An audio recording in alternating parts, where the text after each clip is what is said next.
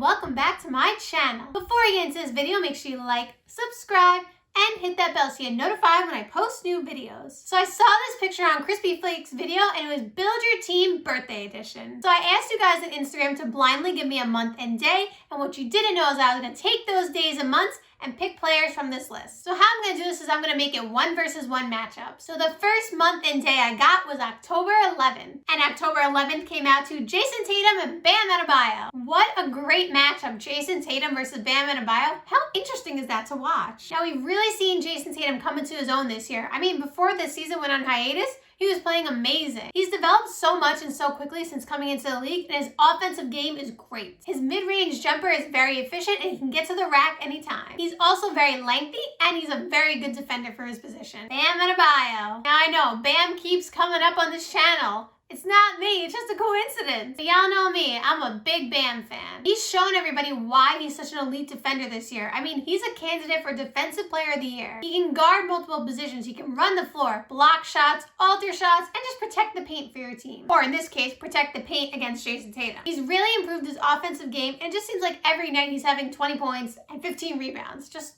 crazy numbers. Although I think it'd be super close, I gotta give it to Bam. Although Jason Tatum is a better offensive player in my opinion, he's gonna have to go up against Bam. Like I said, Defensive Player of the Year candidate. And I think he's really gonna have a tough time. And I think that although Jason Tatum is a good defender, he's not gonna be able to stop Bam from getting in the paint, and therefore Bam is going to win offensively and defensively. Second date, January 2nd. And this gave us Russell Westbrook versus Domantas Sabonis. You guys picked a really interesting matchup. Now, Russ is going to do what he does best. Slash to the rim, get to the rack, and get his layups. He's super quick and super athletic. Even after the surgeries, he still has plenty of athleticism left in him. I think there's going to be a lot of times where he's driving by Sabonis, and there's a lot of times where Sabonis is going to get posterized. Sorry, Sabonis. Where he's going to have a bit of a tough time is that he's not the greatest three-point shooter, and if Sabonis blocks him out of the paint, he's going to have to shoot from there. He's also not the greatest defender, and Sabonis is what, 6'10"? So he's going to have to guard him somehow. Domantas Sabonis. Now, he's another one who's really come into his own in recent years. He's one of the best passing big men in the league. Although it doesn't really matter because he's playing Russ 1 versus 1.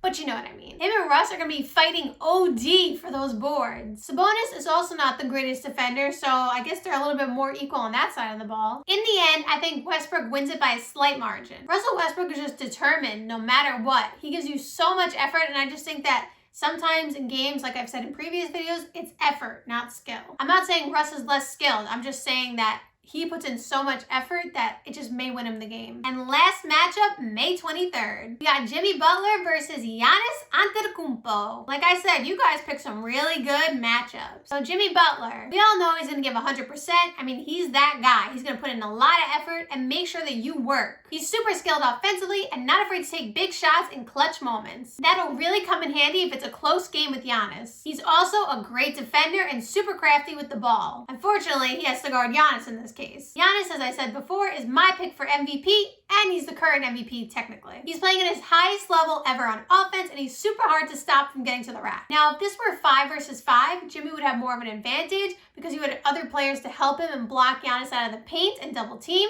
But since he doesn't, it's going to be harder to keep him away. Now, Jimmy is definitely going to make Giannis work, don't get me wrong, but I think that eventually Giannis can be able to get into the paint. Also, Giannis has really improved his jumper, so if he is forced outside the paint, he should be able to make some of those. And then defensively, I mean, he's a candidate for Defensive Player of the Year. We would see a lot of great defense from both players, but I think that in the end, because of Giannis' offensive skill and defensive skills, that he wins the matchup. And there you have it. Those are my opinions on those matchups. Let me know down below who you think would win each matchup and why. Thank you guys so much for watching. I hope you enjoyed the video and see you next time. Bye.